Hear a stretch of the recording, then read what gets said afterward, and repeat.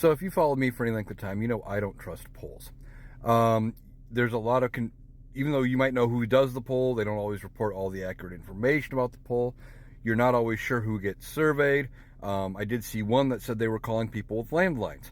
Well, most younger people don't have landlines. It's only older homes, older Americans who tend to vote Republican. So there's all kinds of speculation about how good polls are.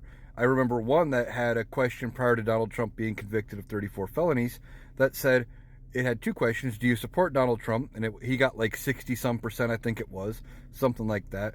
But they said, would you still support him if he was convicted of felonies?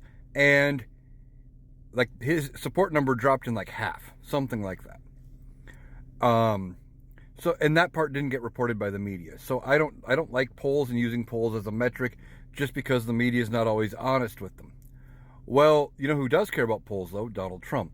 And Fox News has released several new polls that they did, all showing Vice President Kamala Harris leading in like 4 swing states by 1 or 2 percentage points. Now that's all within the margin of error, and that means it's basically a coin flip in those swing states. But they're showing her leading, and they are on track with other polls. So what does Donald Trump do? He released a post on Truth Social, and he says, "Oh, they're rigged. They're rigged. It's fake. It's fake. You can't trust them. They've been dishonest. You can't trust Fox polls." It's like everything else with him.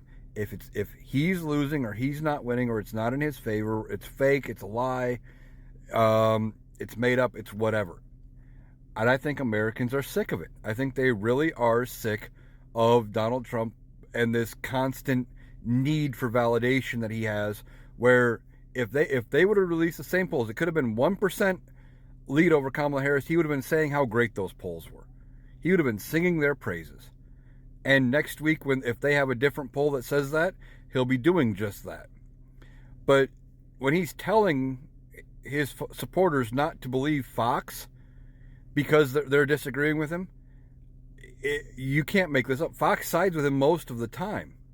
But he's so hell-bent on any sort of negative press being bad for him, he can't accept hearing anything bad about himself that he has to call it fake.